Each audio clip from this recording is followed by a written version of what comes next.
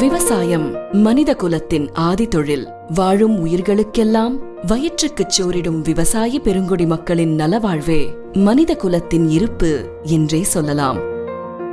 அதை நன்கு உணர்ந்து வேளாண்மை தழைக்கவும் வேளாண் பெருங்குடி மக்களின் வாழ்வு உயரவும் ஒரு வரலாற்றுச் சிறப்பு மிக்க முடிவை மேற்கொண்டது தமிழ்நாடு அரசு. ஆம், தமிழ்நாட்டின் வரலாற்றில் முதன்முறையாக வேளாண்மைக்கென தனியாக நிதிநிலை அறிக்கைகளை தாக்கல் செய்து வருகிறது தமிழ்நாடு அரசு. இதுவரை தாக்கல் செய்யப்பட்ட 5 வேளாண்மை நிதிநிலை அறிக்கைகளில் 1,94,076 கோடி ரூபாய் ஒதுக்கப்பட்டுள்ளது. எதற்கு இந்த தனி நிதிநிலை அறிக்கை? வேளாண்மைக்கென்று பல்வேறு துறைகளின் வாயிலாக தீட்டப்படும் திட்டங்களை ஒருங்கிணைக்கவும், விவசாயத்திற்கு அடிப்படையாக இருக்கும் இலவச மின்சார இணைப்பு, நீர் மேலாண்மை திட்டங்கள், இயற்கை பேரிடு கால பயிர் இழப்புகளை ஈடு செய்யவும் இந்த தனி நிதிநிலை அறிக்கை வழிவகை செய்தது. இதன் பலனாக பாசன பரப்பும் உற்பத்தி திறனும் பெருகியுள்ளன.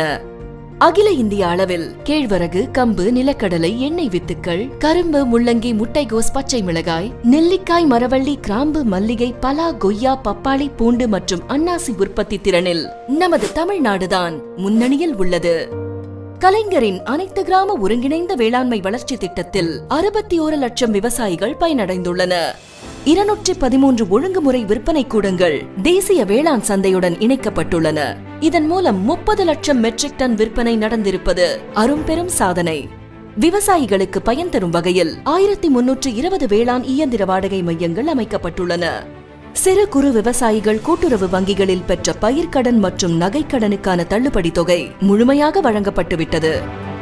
அனைத்து மாவட்டங்களிலும் 15,000 கோடி மதிப்பீட்டில் நீர்ப்பாசன கட்டமைப்புகள், 916 சீரமைப்பு பணிகள் மற்றும் பல்வேறு திட்டங்கள் நீர்வளத்துறையால் மேற்கொள்ளப்பட்டு நீர் ஆதாரம் உறுதிப்படுத்தப்பட்டுள்ளது.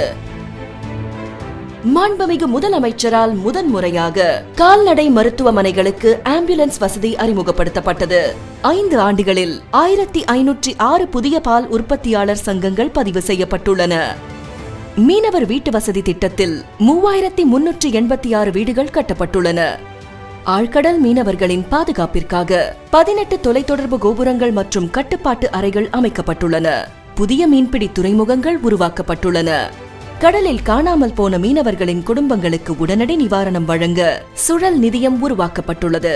வேளாண்மை, கால்நடை வளர்ப்பு, மீன்பிடி தொழில் ஆகியவற்றை அடிப்படை தொழில்கள் என பொருளாதாரம் வரையறுத்திருக்கிறது. ஆனால் திராவிட மாடல் அரசோ இவற்றை மனித குலத்திற்கான பெருந்தொழில்கள் என தீர்மானித்திருக்கிறது. சுழன்றும் ஏற்பின்னது உலகம், அதனால் உழன்றும் உழவே தலை. விவசாயத்துக்கும் விவசாயிகளுக்கும் முன்னுரிமை அளிச்சு செயல்படுறதுல என்றைக்கு நம்ம திராவிட மாடல் அரசு துணையா இருக்கும்.